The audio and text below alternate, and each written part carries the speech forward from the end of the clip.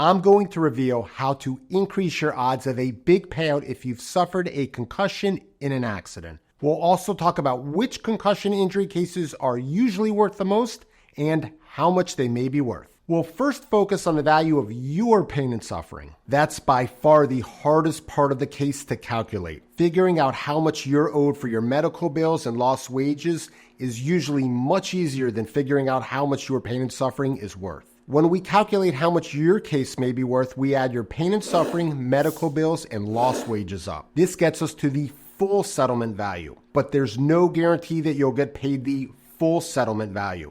This is because there are many factors that can destroy your case. The complete list of things that can make your case worthless is simply too long to list here. To keep it simple, just know that the three main case killers are the following. No one else is at fault, or you're mainly at fault.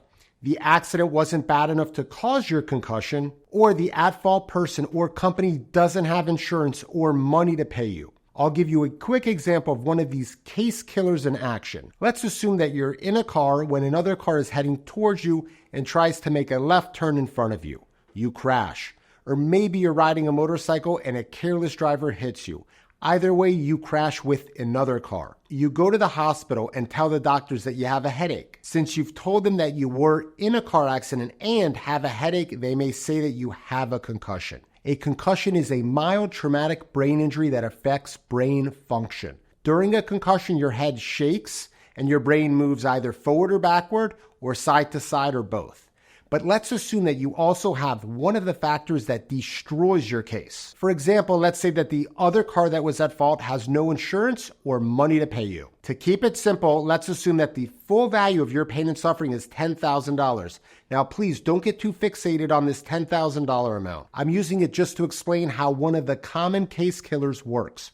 We'll get into actual concussion settlement values in a moment and simple steps that may increase your odds of winning big. The full value of your pain and suffering assumes that the at-fault person or company is 100% at fault and they caused your concussion. In this example, we'll assume that the other driver was 100% at fault. However, if the at-fault person or company has no insurance or money to pay you, you might not get paid a dime. Your case is only as good as your ability to collect from the other person or company. So even though, in this example, this concussion may have a full value of pain and suffering worth $10,000, you might not even get a penny. This assumes that the at-fault person or company has no coverage or money to pay you. Sadly, most drivers are either uninsured or don't have enough insurance. I know it's not fair, but that's the way our system works. Now, if a large company caused your accident and injury, then whether they have insurance doesn't matter much. For example, let's say that a Walmart truck hits you. Since Walmart is a huge company, they'll have enough money to pay your claim. This is true no matter how big your concussion claim is.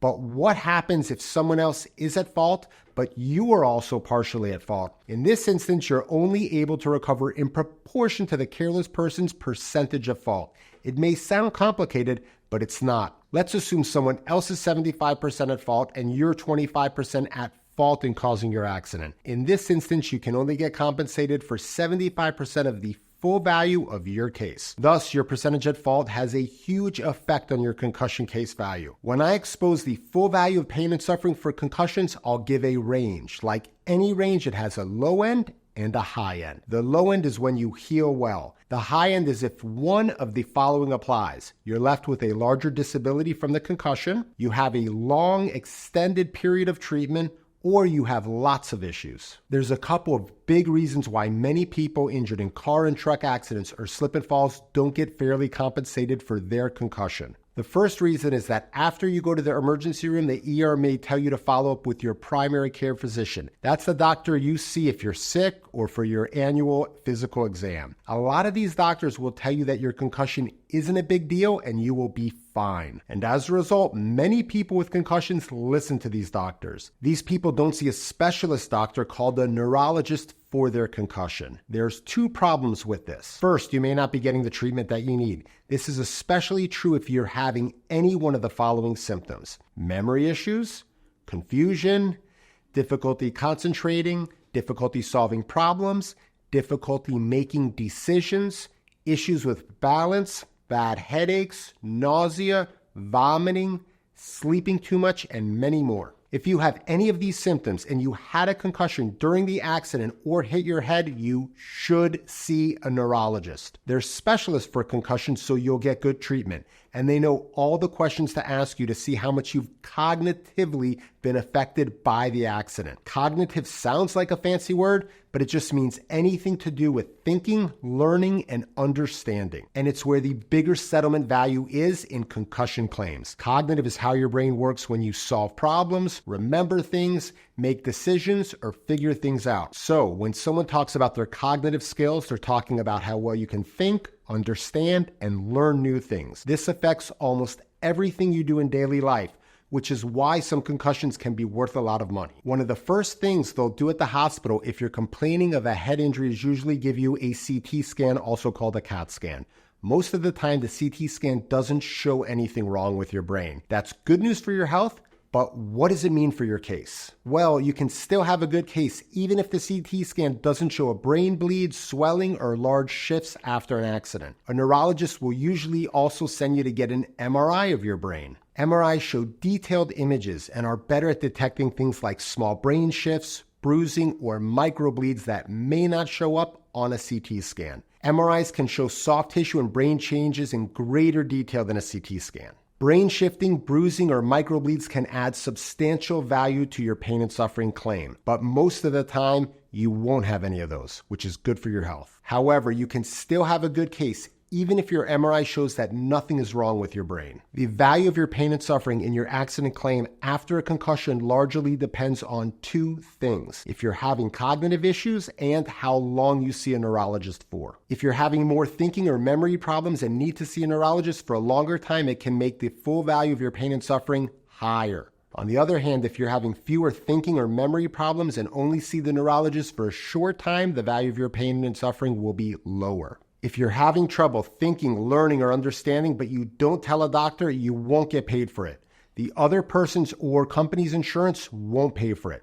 This is true even if you tell the insurance adjuster that you're having these cognitive issues. What matters the most is what the doctor writes down in their medical records.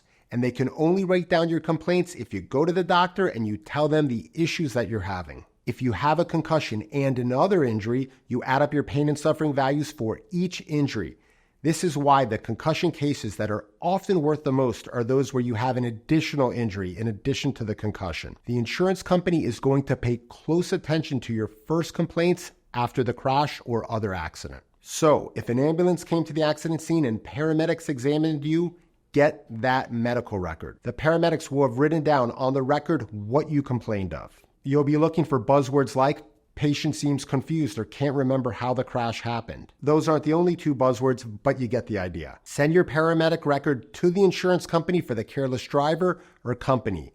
And you or your lawyer should point out these buzzwords to the insurance company. If you saw stars or felt days after the crash, tell this to your doctors. These are signs of a minor traumatic brain injury or concussion. But the paramedic records aren't the only place to look for signs that you've had a concussion. If police came to the accident scene, request their body-worn camera. It may show you looking dazed, confused, or having issues with balance. Those may all add value to your case. The insurance company is also going to take a hard look at the degree of impact in your accident. If it's a heavy impact crash, they may not fight your concussion claim as hard. Your case is also better if you struck your head on the side of the door or if your car spun around or flipped after the crash. This is because those types of accidents are more likely to cause a minor traumatic brain injury or concussion. If you're still having cognitive issues for 6 or more months after your accident, your neurologist may consider ordering a neuropsychological test. If you have that test done and it reveals issues, this further increases the full value of your pain and suffering. This is because it's actual testing and not just your complaints. Your credibility